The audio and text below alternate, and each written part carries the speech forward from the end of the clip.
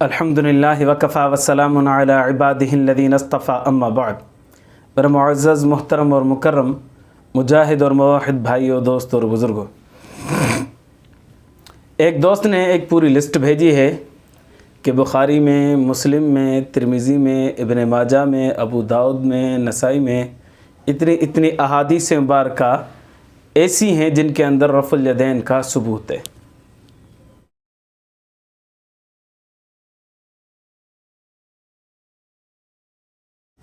نبی کریم صلی اللہ علیہ وسلم نے رفع الیدین کیا ہے، تو میں نے اس کو وہیں پر جواب دیا تھا، وہ جواب آپ کو بھی بتانا چاہتا ہوں۔ جواب اس کا یہ ہے کہ نبی کریم صلی اللہ علیہ وسلم نے رفع الیدین کیا ہے یا نہیں کیا، اس بات میں کسی کو بھی اختلاف نہیں ہے۔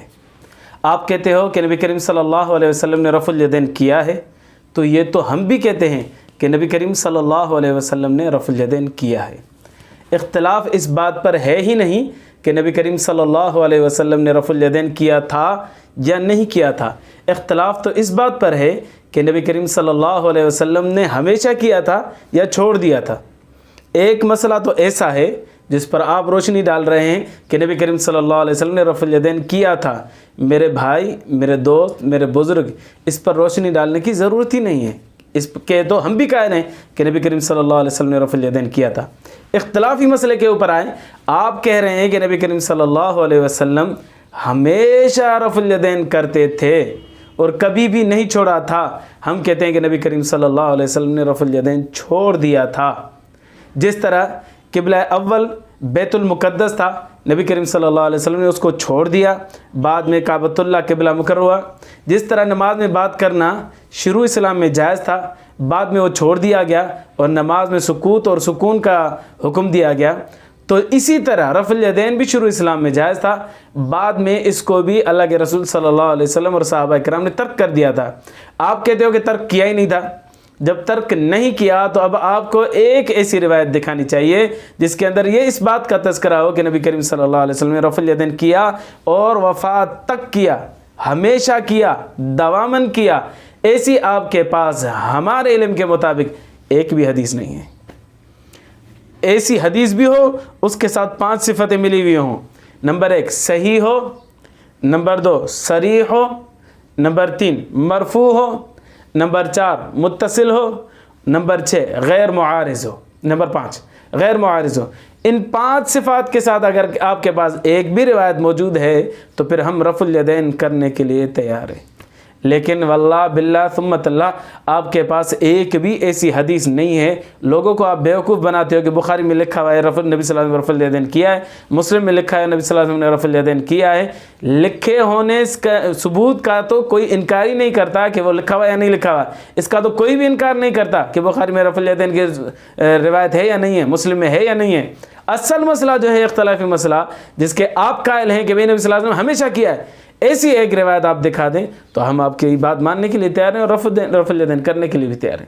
تو ایک روایت ایسی ہو جو صحیح ہو، ضعیف بھی نہ ہو، موضوع بھی نہ ہو، صریح ہو، اپنے موضوع کے اوپر وہ بالکل صریح ہونی چاہیے، یعنی اس بات کا اس کے اندر تذکرہ ہونا چاہیے کہ نبی صلی اللہ علیہ وسلم نے وفات تک، آخر عمر تک رفع الیدین کیا۔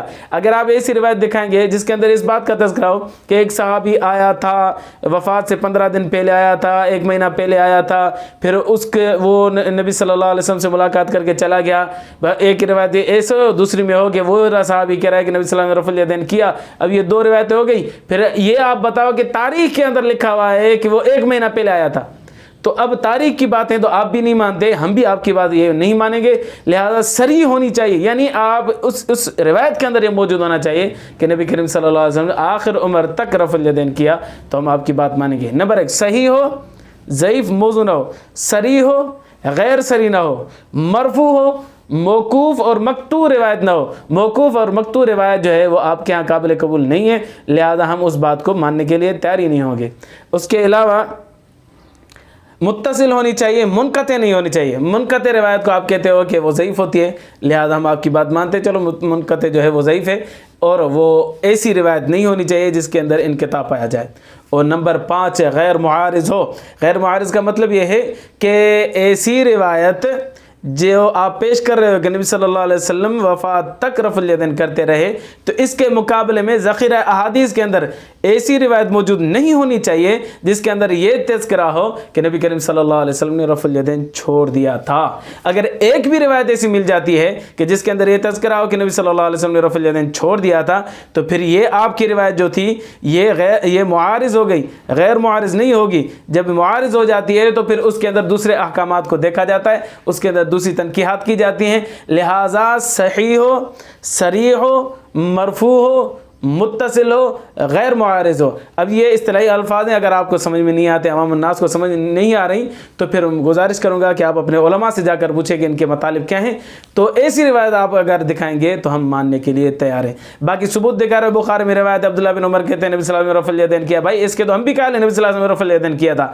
ایسی روایت دکھاؤ جس کے اندر تذکرہ ہو کہ نبی صلی اللہ علیہ وسلم نے آخر تک رفع الیدین کیا تھا، تو بات بنے گی، تو آپ کی بات پھر ہم ماننے کے لیے تیار بھی ہو جائیں گے، ہم خود بھی رفع الیدین کریں گے، دوستوں کو بھی کہیں گے بھائی رفع الیدین کرو۔ اگر نہیں تو پھر مہربانی کر کے لوگوں کو گمراہ کرنا چھوڑ دیں، تنگ کرنا چھوڑ دیں، پریشان کرنا چھوڑ دیں اور دھوکہ دینا چھوڑ دیں کہ نبی صلی اللہ علیہ وسلم نے رفع الیدین کیا، تم تو نہیں کرتے۔ کیا تو کیا میں تو اختلاف ہی نہیں ہے نا، ہمیشہ کیا اس میں اختلاف ہے۔